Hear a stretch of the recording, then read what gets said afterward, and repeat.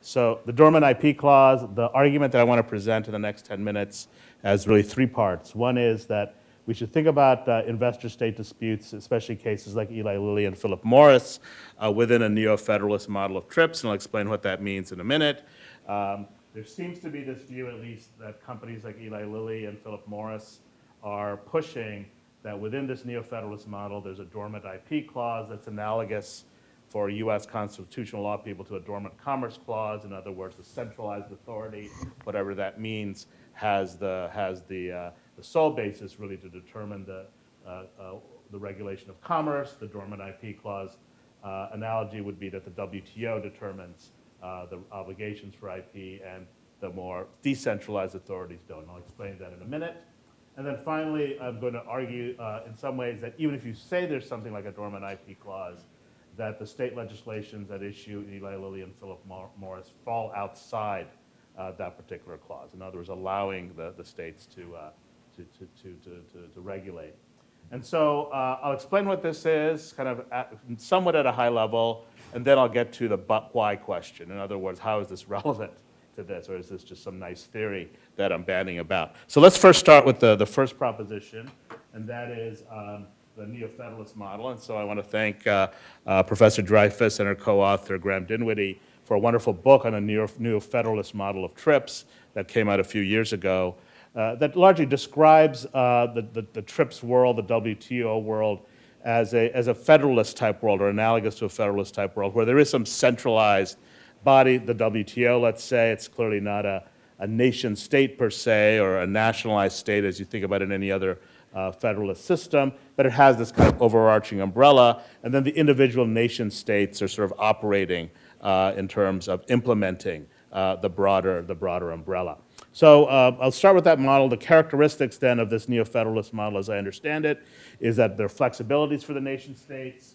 I don't know if the book goes into much detail about the different types of federalism, and there are different types of federalism. For my purposes, and I'm not wedded to this, then I'll definitely elaborate on different models, is that there's some sort of a competitive federalism. And I think that's consistent with the ISDS sort of system in the sense that you have various nation states that are competing for foreign direct investment and other types of investments, or just simply opening up their market, being aware of the complications of the definition of investment. And so you have this competitive federalism model, and then what TRIPS prevents, it's like any other kind of overarching system when you have competition among sovereign entities. It's trying to prevent a race to the bottom in certain situations, and it's also trying to promote races to the top in other situations. I don't want to enter into this race to the bottom, race to the top. Does it ultimately be one or the other? It doesn't necessarily have to be one or the other. Depending upon the issue, the rules that we think at the supranational level are either preventing races or promoting races.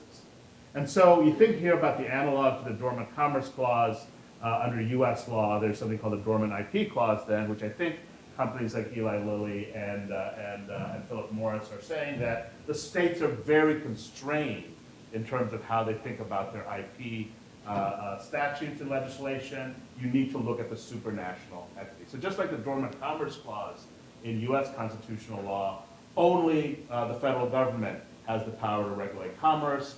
Any attempt by the states, I'm obviously expressing this in an extreme way, and I'll qualify it in a minute, but any attempts by the individual sovereign entities, the states, to regulate commerce is going to lead to balkanization unless you have this kind of overarching umbrella. And so I want to look at that analogy and play with it a little bit. But before I do that, I start off with a thanks to Professor Dreyfus and Dinwiddie. Now I want to apologize to them if I have mangled their work in some way. So it's been very inspiring, and it's been a good way to build on some of the ideas that I have here. So what do we mean by the Dormant Commerce Clause, and how does this work with the Dormant IP Clause? So for the Dormant Commerce Clause, there are basically two principles.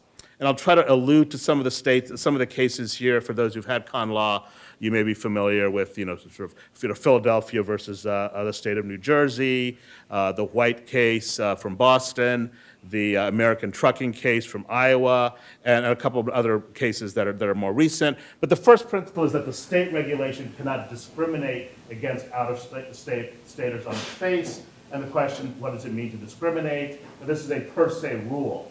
So I give the recent example from Wisconsin because that was prominent a few years ago, having to do with the bar privilege. If you went to a law school in the state of Wisconsin, you didn't have to take the bar. If you went to a law school outside of Wisconsin, you did have to take the bar, right? And so that was challenged on Dormant Commerce Clause grounds as well as others. There's an opinion by Judge Posner on this that basically said that wasn't really discriminating against out-of-staters, but it's just meant to give you a reminder if you don't remember some of the other cases about Dormant Commerce Clause. The idea is to prevent protectionism and promote competition.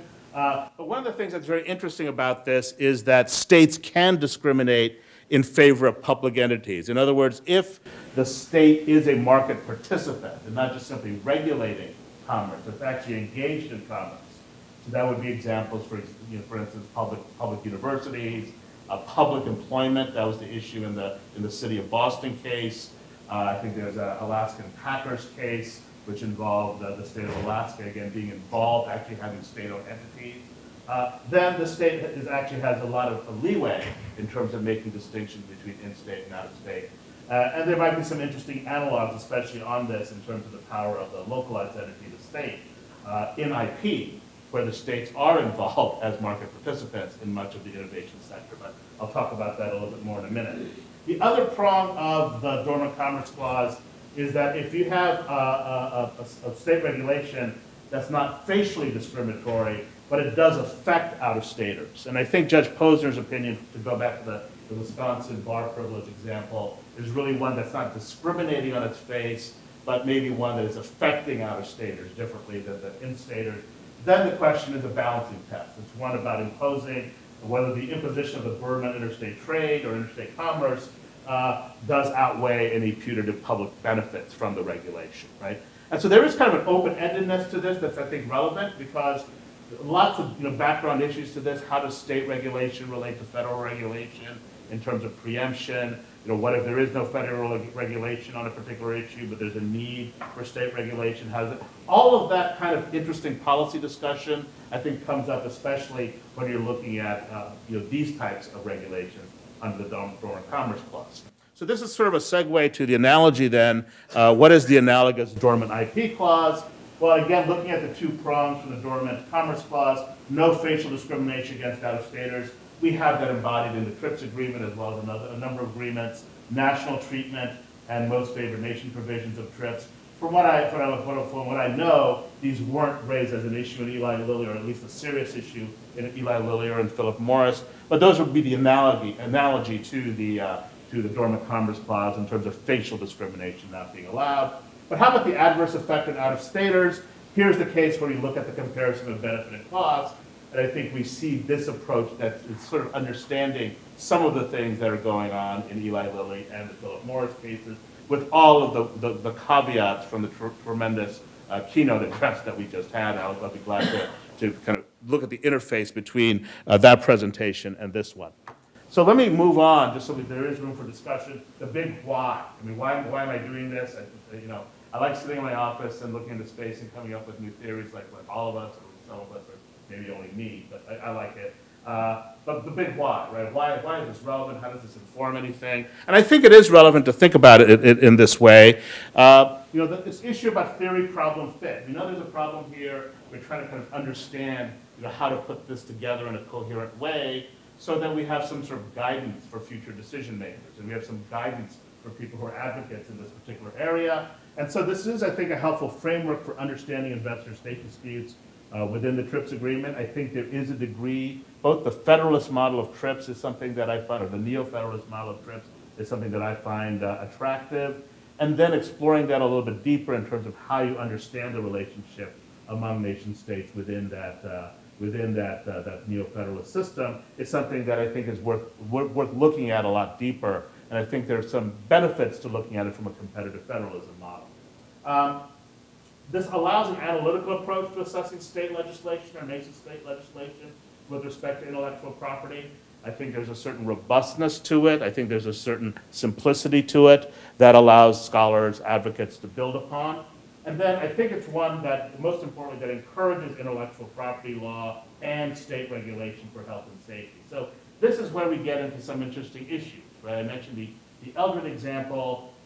Eldred is an example where, if you think about its deference to the nation state, it seems to be how the Supreme Court pursued that, and that can be problematic when the nation state goes completely awry, as it did, I think, with copyright term extension.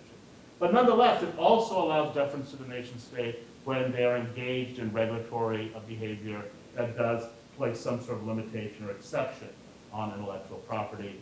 And certainly the second prong of the Dormant Commerce Clause requires at least the decision maker to think about both sides of that equation.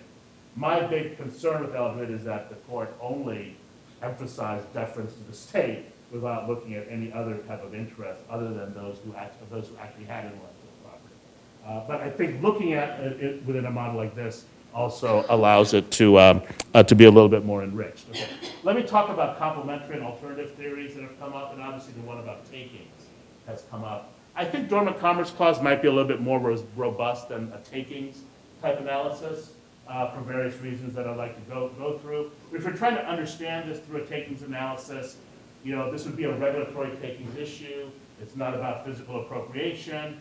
Is it a per se regulatory takings? I forgot the word say here. I think if you look at least the U.S. case law and jurisdictions that have followed the U.S. case law, hard to find a loss in value here. We've already debated and gone through this issue about reasonable investment-backed expectations. Again, we do see the word investment that comes up in the Supreme Court case law going back to Penn Central. And then there are questions about disproportionate conditions. I should have added a third bullet point here because it certainly came up in the keynote and it comes up in the Eli Lilly case, and that's the judicial takings doctrine. Right? So there is a whole literature on judicial takings doctrine. It's like a lot of this literature, are we talking about something that actually exists? Well, there are certain people on the U.S. Supreme Court who think judicial takings does exist. There's the, Stop the Beach renourishment case from a few years ago, where there's a big debate among the Supreme Court justices about judicial takings. But even among the justices in that case who did think there's a judicial takings doctrine, Justice Scalia writing the majority for that opinion in favor of judicial takings, but finding that there was no judicial takings in that case. It seems to be a fairly high standard to find a judicial takings. I mean, and if you look at that case, the court really goes back into the history of common law regarding involvement in Florida. Scintillating topic, right? To really determine whether some sort of taking has occurred. And so that type of analysis, judicial taking, is not on the slide. Probably appropriately not on the slide, because I'm not sure if it exists either, but it does exist, at least if you look at some of the justices' minds. But high standards certainly would be applicable here. I think that the Dormant Commerce Clause analysis, or the analogy, offers a more robust view than takings, and one that has been unexplored, and one that might be sensitive more towards the structural issues in terms of the relationships between the WTO and the nation states, and then within the nation states in terms of the various regulatory issues. Takings basically boils down to, did you take something from me or not to simplify it, and doesn't necessarily look at some of the procedural and other issues that arise. So very quickly, let me question my own suggestion, and at least open it up for further discussion, and certainly for further research on my part. This is obviously a U.S.-centered approach. It's done because a lot of the developments, at least in takings law and Dormant Commerce Clause, are in the U.S.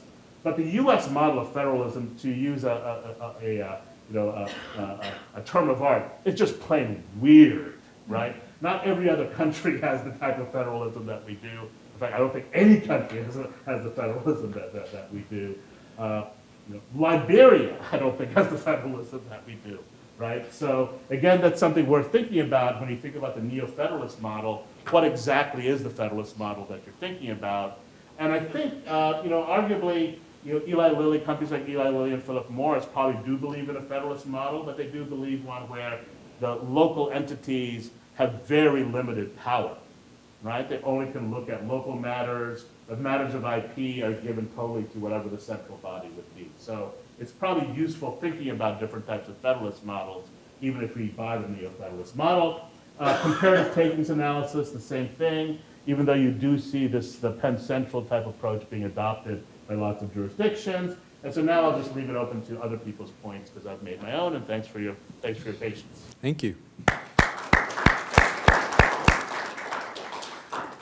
Well, the process of the law is often, as many people, I think everyone in this room knows, is to use analogies to explain and understand. And we've just had a very interesting analogy here. To answer your question, I do believe Argentina has a constitution that's almost the same, at least in large part reads like the U.S. Constitution.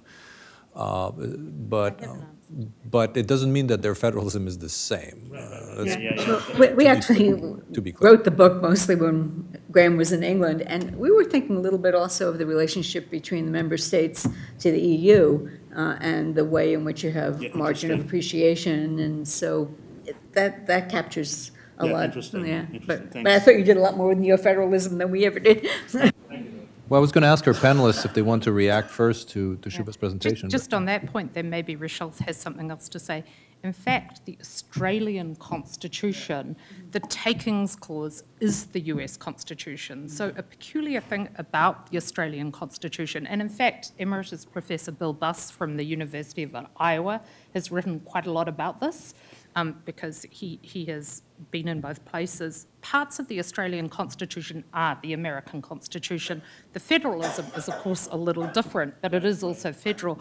But that takings clause is the centre of the case that Philip Morris brought against Australia in the Australian court system before its High Court. So its High Court is the equivalent of the Supreme Court. It's the highest court in Australia.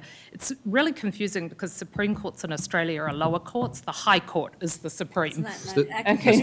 Same in New York, yeah. Yeah, exactly. But that case is about that clause in the Australian Constitution, which of course has a whole body around it that is different from the US. But Rochelle referred to the dissent in the Australian case. So it's Justice Dyson Hayden's dissent in that case where he says, actually, I think there is a taking. The rest says there isn't a taking under the clause because the government hasn't taken the trademarks for its own benefit. Rather, what they have done is prevented use. It's Dyson Hayden in the dissent who says, yes, but they've impaired it so much that that amounts to a regulatory taking and we need proper regulatory takings. And so that's another way for you to engage this actually in Philip Morris because that's precisely what they tried to do. They lost. And the lawyers who are arguing the case actually asked a lot of American lawyers and used some American case law and articles about it. Yeah. Cases in constitutional law always use American case law because that's where the Constitution comes from. And totally irrelevantly, I of course know this being a New Zealander, but that's why we don't have that Constitution. But I do remember states, but like a North Island and a South Island. Yeah.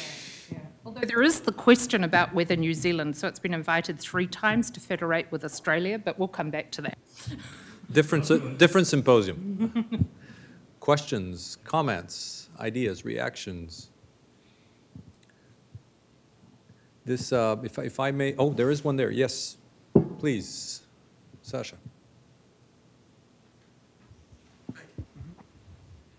So a lot of this model of kind of a neo-federalism is built upon TRIPS, and I would say by extension the WTO enforcement model to ensure adherence to TRIPS. However, we've seen the WTO have increasing difficulties in actually imposing their enforcement on, especially on larger states, and we've seen increasing resistance. And from Professor Gervais's own mentions in class, the WTO itself is undergoing its own financial difficulties and problems with viability. What do you see, for example, with the weakening of the WTO, do you see this neo-federalist model changing over time, or do you think the core principles and application of treaty law will remain the same for other courts, even though the WTO itself might have difficulty in applying them? Yeah, so there's a lot there, obviously. Where would I start with that? So I guess partly you think about what you mean by a neo-federalism model. So I'll say sort of the model that I'm presenting here, and again, there might be some variances here. You know, the WTO neo-federalist model has never, at least in my mind, be as strongly centralized as you'd see in constitutional models. I mean, it doesn't have the power of an attorney general that can go into the nation states and do these types of things. So it's largely been a dispute settlement body between the states. And again, I'm always wary about analogies, but if you do it to the analogy to the U.S. Supreme Court, it's as if you stripped all of the U.S. Supreme Court jurisdiction and only left it to disputes between states, right? So, you know, no constitutional defenses that can be raised that go up to the U.S. Supreme Court. Only if one state, New York, New Jersey, comes to mind most immediately, but there's another one that's been up. There's another one recently, I forget what it was. But anyway, those are the only kind of disputes that the U.S. Supreme Court could do. So from my conception of how WTO has this neo-federalist model, it's never been strong. And I think the problem is what fills that gap? And this is where the ISDS, this discussion, comes into play. I didn't talk about it. I do talk about it in one draft of our paper, my paper, the paper, whatever it might be. But there's a lot of issues in the U.S. about states giving benefits or privileges to companies. There's the Kuno case, I think it's called, from Ohio, and about 10 years ago. And so if the state, whatever state of Tennessee, state of New York, state of Ohio, gives certain concessions to private investment, think building a stadium, think building a concert venue, whatever it might be, those are very hard to challenge. Those are viewed as just political matters. I think in the Kuno case, it had to do with standing, and the court didn't find standing, didn't even find taxpayer standing. It just didn't really find any basis to challenge that in the court. So it's interesting to think about, the kind of federalism we have in the U.S. with these limitations that are analogous to investor-state disputes. And the problem then, when you look at the WTO, is not only do you not have really an enforcement mechanism, it's not clear that you even have a legislative body or any kind of political body, which is supposed to be what solves. If you don't like that stadium being built by your municipality, you just vote out your congressman, or you have some debate, at that level. But there's no analogous forum for that with the WTO. So it's a very, very decentralized federalism model from the get-go. Well, the WTO is supposed to have successive rounds of negotiation. Yep. We just haven't seen them in a while. Yep. But you also can ask the question, why didn't we ever see these ISDS cases about IP until now? Because as was pointed out, IP's been in there always. I don't think we ever found one that didn't include IP. And yet now is when we first see them. And I think it might have something to do with the fact that the WTO is ineffective at constraining some of the states, and so this looks like a useful alternative.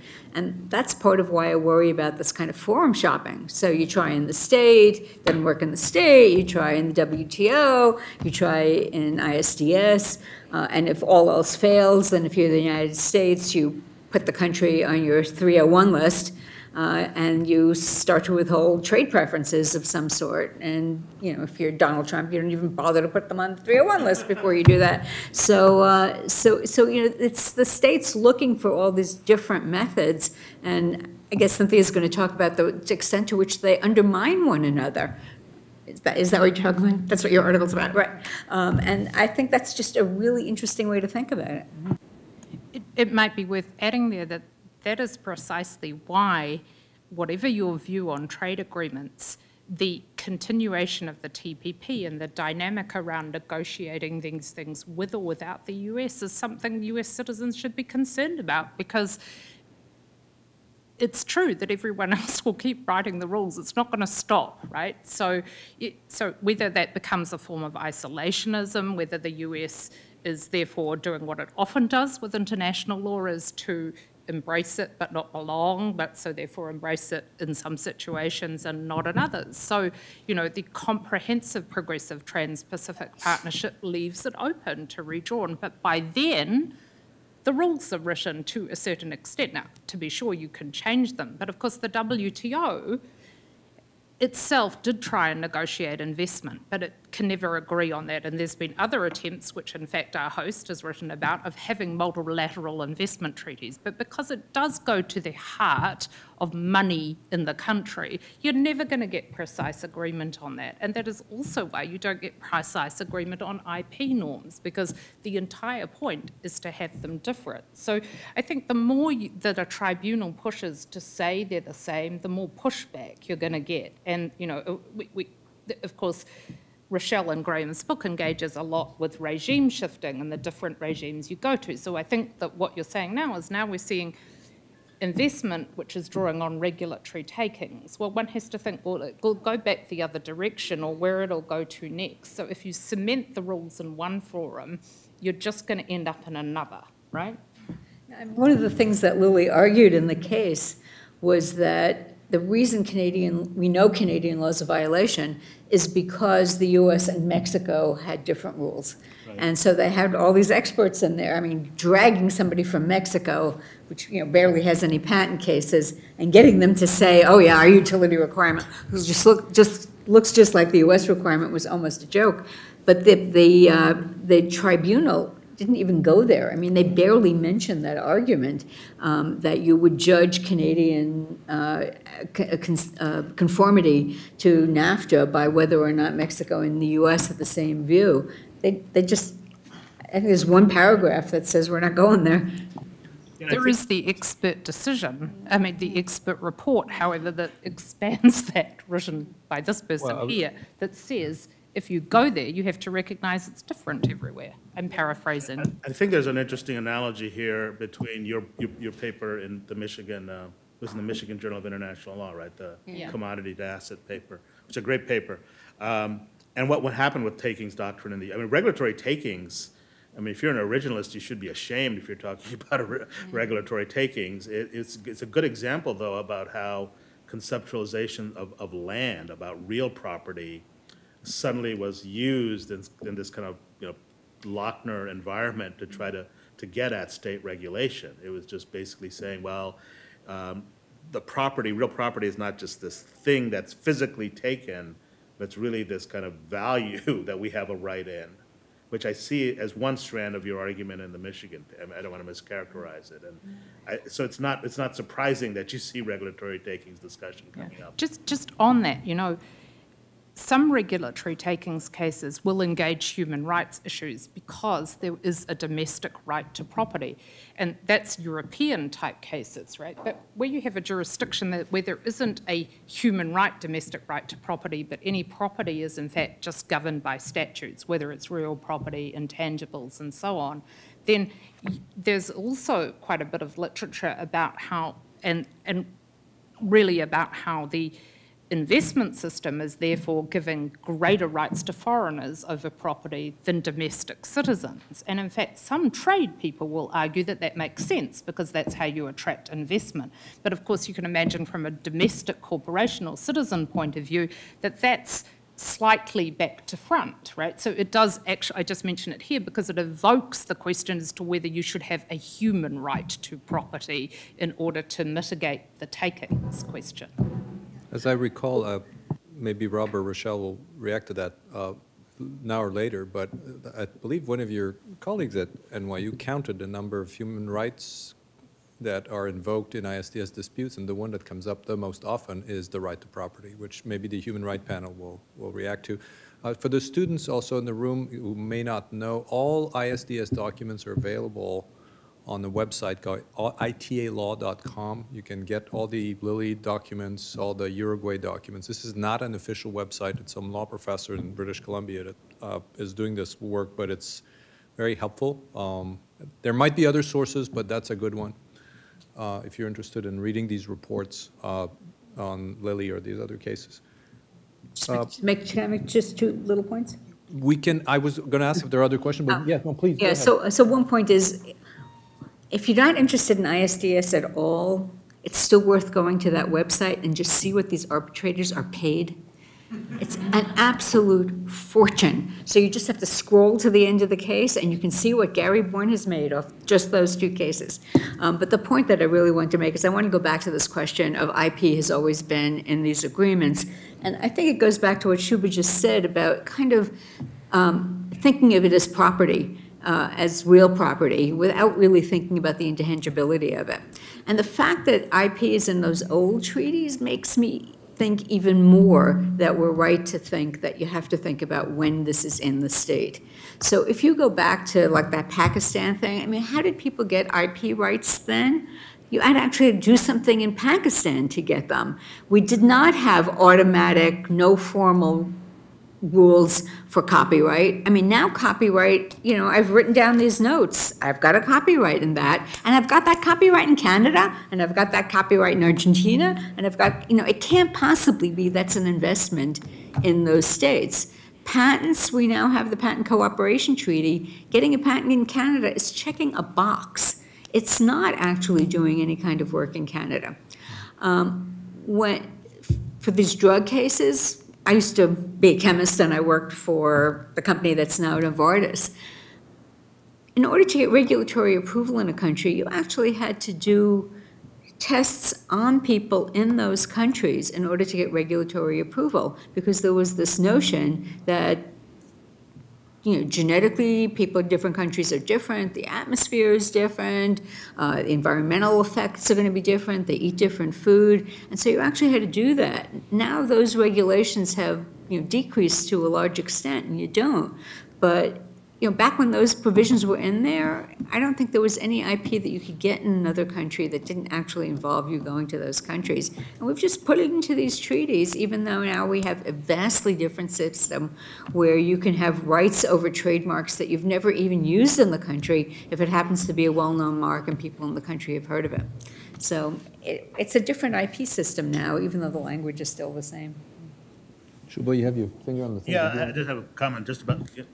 Go for it. I wasn't sure where we are with time, but anyway. No, we're good, we're good. Okay. I think this point about intangibility versus real property versus intellectual property is an interesting one, because I just want to point out that with regulatory takings, even with the Pennsylvania Cole versus Malhan case, I mean, real property has become intangible. I mean, we keep kind of make this joke about dirt law or whatnot, but it hasn't been about dirt, you know, for a long time, if ever it was about dirt. It's about value. I mean, that's what's interesting about your Michigan article, is that how value becomes this right that we somehow is immutable, if you will, and whether it's economic value. I hate to make this analogy. It goes back to Schaeffer against Heitner, right? Yeah, It's not the thing, it's your interest in the thing. Yeah, right. And now that becomes, so in some ways, real property and intellectual property are just reduced to this. And I think that's sort of the problem. I think one of the things that's worth emphasizing, again, this is maybe touting the Dormant Commerce Clause analogy, is that IP, you know, there's a clear, I would defend it as clear, state creation of this right. I mean, certainly the state is involved in real property right, but there is this kind of natural right aspect to real property, which I think is problematic, even more problematic, I would say, in intellectual property. That's why I find these takings arguments a little bit, you know, hard to swallow. I mean, at least with real property, you can have maybe a natural rights argument. I don't think the natural rights extend over to the value, the economic value of the property, of the land.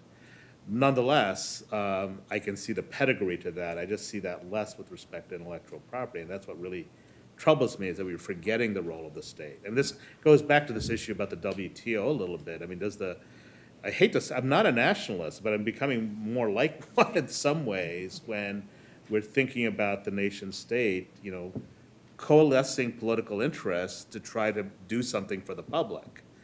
I mean, I think the kind of nationalism that we're seeing now in the U.S., I'll make my political statement, is not about the public interest. It's about whoever gets people voted into power at a particular moment in time. And so I think that is probably worth exploring in some capacity in this discussion.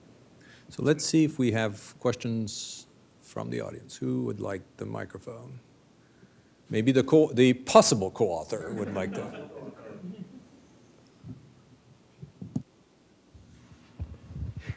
Yeah, I guess I'm just wondering how much the question of remedies is behind, appropriate remedies is behind a lot of this discussion. I think remedies aren't usually discussed at all. We talk about the substantive rights that investors should have, or Shubha's mentioned the Dormant Commerce Clause analogy, but like, there are a lot of different remedies. In fact, you can use the remedial regime in some sense to help to adjust questionable assertions of rights. And so I guess my analogy, in a way, is what we call in contracts a promissory estoppel. And so promises that are not quite contracts, we worry about enforcing them. And so what do? Well, we encourage judges who are willing to enforce a promise based upon promissory estoppel ideas to think about reliance damages rather than expectation damages.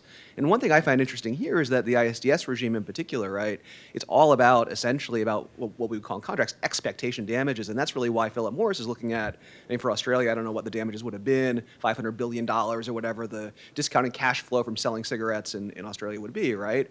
And I wonder with these IP claims, they're sort of suspect in a way for takings purposes. can we nonetheless allow them to be brought, but then limit the damage in a way by adjusting the remedies? And so it wouldn't be like U.S. Dormant Commerce Clause where you say, state, you can't do it, right? It wouldn't be an injunction against the action. That would be unheard of. But it certainly wouldn't be the discounted cash flow of your investment for eternity, right? And so if you invest $100,000 in Canada getting your patent, okay, let's give you back your $100,000, right? You know, the fair square. If you talk about that in your stuff, yeah. No, we didn't, it never entered it, but Susie had this theory. Well, let me just mention that another way. So in trade law, and again, Professor House knows a lot about this, right? There is this debate around whether, well, I don't consider it a debate because at least in the IP context, I consider it happens to be wrong, but whether the TRIPS agreement is an incomplete contract. Well, and therefore whether dispute settlement is allowed to complete that contract by filling in the terms. And of course, the reference in the dispute settlement understanding of the WTO to the customary rules of interpretation of international law, which brings you to the Vienna Convention in 31, and that particular clause makes it very clear in the WTO dispute settlement rules, and this is in two places, that actually it's the role of the panels and the appellate body to interpret the agreements and the role of the ministerial negotiations to do the substance. So I would hate to see that investment can fill the gaps, right? So one of the advantages of referencing back to TRIPS is that actually these things you have to defer to the state on them, or at least that's our particular argument, and to use remedies such as contract law in international law, I think, are really problematic, because whilst that might be true between states within a same federation, contract law has already an understanding internationally, which is that it's different and judgments can be enforced in particular ways. So, of course, one of the areas to look at is how you enforce the judgments, as you say, the remedies. And of course, Rochelle has done a lot of work on this. But I think bringing those sorts of principles into the substance is really problematic, because remedies are even more diverse, and there are reasons for that, actually even supported in the TRIPS agreement, because the kind of damages you get here, treble damages, those sorts of things, other countries consider those to be outrageous, right? They may be considered outrageous here. So, you know, those mechanisms draw parallels, but international law, I think, actually tells you that these things are separate. Private law is very diverse, and I guess I would stick to that.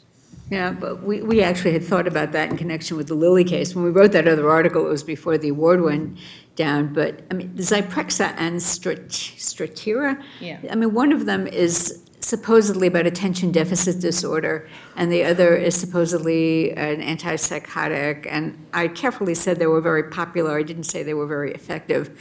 You know, it's not actually clear there is such a thing as attention deficit disorder, and so medicine to treat it is, you know, hard to figure out. So what would have been their damage? I mean, it's just really hard to figure out what their damages would have been if their expectation damages. And so at the time we were thinking about saying, which is what you said, that they should be damages for what their investment loss was in Canada, which was zero. Yeah, because their expectation is zero in reality. They may have been optimistic, and maybe it's a wonder drug, but their expectation isn't that it will be or won't be, right? So that takes you back to the investment phrase of the legitimate expectations. I mean, you can imagine Health Canada or whatever it's called turning around and saying, we don't want to dose those kids with all that medication. And then what happens? Do they get another ISDS crack at Canada saying, no, this isn't healthy for our kids, and we're not going to allow doctors to prescribe it? Well, unless there's proof.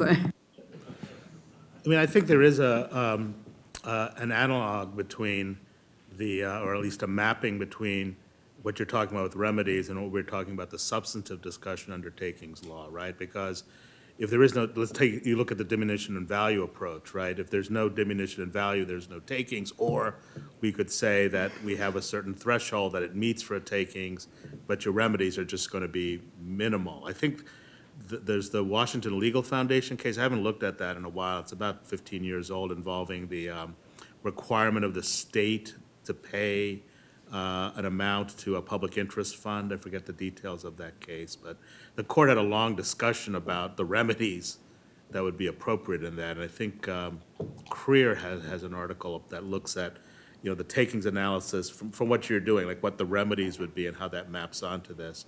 But let me just add one thing about this, though. I think the substance is relevant, and I guess I'm nervous a little bit about the substance remedies dichotomy you have, but I'll just take it for granted because I think it's important in terms of what we're debating about.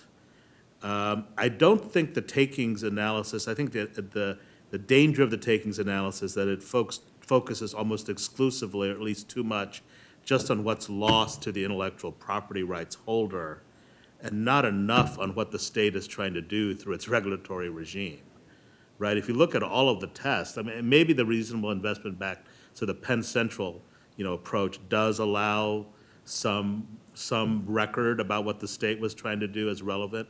That's why I'm going to, again, push here as why the Dormant Commerce Clause analogy was attractive to me, because it does try to look at both sides in some way, right? That's what the EU. Remedies in trade and investment law are one of the biggest issues, because in ISDS cases, of course, there's no such thing as an injunction. The only remedy is money. And money's assessed only if you win the case, right? You get to the damages phase, second phase. So we don't actually know what Lily's evidence would have been on the exact dollars. But in trade, we face, it's the same thing. The WTO doesn't issue injunctions. It says, bring your laws in conformity. Well, what's the remedy if you don't? Money. And the money's assessed by WTO. Sometimes it comes out as a joke, like in the 110.5 case, for those who are familiar with it. But if you're authorized to retaliate, like Brazil and the U.S. pharmaceutical case, if you're Brazil, or if you're the EU, or if you're China, or if the U.S., and you're authorized to retaliate against a big player, it's going to work. Historically, that's a fair statement. But if you're Ecuador and you win a case against the U.S. or the EU, yeah, I'm not sure how Ecuador hurts the EU. They tried for 20 years with their banana exports and didn't work so well. So, that's a big. I just want to say it's a big point. The issue of remedies is probably one that deserves a lot of consideration here. We still have time for one question. If not, I'm going to make a very, very dubious analogy to end the panel. But last question, anyone? Yes, Sean. I've got a factual question. You mentioned that IP has been protected in these agreements, since the dawn of the agreements. But I think the protection of against indirect expropriation is recent, right? And I think I put that at NAFTA, but I just wanted, is that right? When was the first time that IP was covered in a treaty that protected against indirect expropriations as opposed to actual takings by the government of IP for itself? So if you expropriated Shell Oil and made it into Citgo, then you'd be taking all the IP as well as the actual company. But the regulatory takings idea, when did that start, if you know? Well, the debate started when governments started to do things like blocking the roads to refineries. Oh, no, you keep your refinery, just trucks can't get there. And then they said, well, then basically your property is worth zero because you can't exploit it. The issue emerged, I believe, in that context. At least that's one of the things that made it emerge. But I can't think of a pre-NAFTA agreement that has it, but I would have to check. I don't know if any of the other panelists know. I can't think of a pre-NAFTA agreement that has it. I'm not sure, but what you say, right, in the sense that the timing is not exactly equal with the change in IP, right? So even if it didn't exist before, one of the things that I think is odd in CETA is that the clause I showed you, right, that refers to public health and cultural diversity, there's actually an annex clause which says what is not indirect expropriation, and it refers to public health and environmental matters, but doesn't refer to cultural diversity. So you could have a really great interpretive game as to whether that's only direct expropriation, except the first clause is supposed to be covering them both, and then you've got this thing that has different exceptions in it. So really adding to your point, without knowing the date either, that you've got this difference between expropriation, direct and indirect expropriation, and of course most regulation is going to fall in the indirect. Actually, the line is not clear between the two of them, and even within one in agreements like CETA, which define them differently. Yes. So CETA, I think, just to make sure everybody knows, the Canada-EU trade and investment agreement. Yes, please, Tim. One microphone. Where's the? We will make a last question. Thank you. It's not the penultimate, it's the post-ultimate. To answer your question, so the 1984 U.S. model bit did include direct and indirect also. Thank you. 1984? So that's 10 years before, almost 9 years before. Yeah. Before NAFTA, yeah. It's the U.S. model. Yeah, right. Yeah, but the U.S. usually gets what it models, so I'd be surprised if I'm sure. I'm sure there is, but anyway, I'll be talking about the model bits, and also, Professor, answering your question about would any sane country enter into one of these? Why would they do it? So yes, I expect you might have something to say about that. Yeah, but I'd like, yeah. Hopefully, it won't evaporate as the afternoon wears on. Thank you. Yeah, the trade panel. I think there will be a lot of things to add in terms of future trade agreements. But for people in the room, also during the keynote, the point about the TPP cannot be overemphasized, that what's happening, basically I'm going to summarize because we're running out of time, but you have this Trans-Pacific Partnership deal. The U.S. delegation worked really hard to push some IP provisions in there, was quite proud of the result, it's fair to say. This is the previous administration. Current administration pulls out. And if you look at the provisions that are reportedly in the new version that 11 countries are about to sign, the 11 countries, so not the U.S., it's essentially taking out all the provisions that the U.S. pushed at the very end, very hard. And imagine a world where this agreement, so the U.K. says it wants to join TPP. Imagine Latin American countries, many of which are on the Pacific, joining. And then the South Asian countries, and then some other big country in Asia that starts with a C.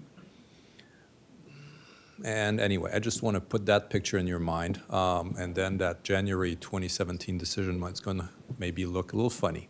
RCEP is 48% of the world's population and 26.2% of its trade, the regional cooperation agreement that's sitting next to the TPP, just to... Which is a China-led effort, so yeah.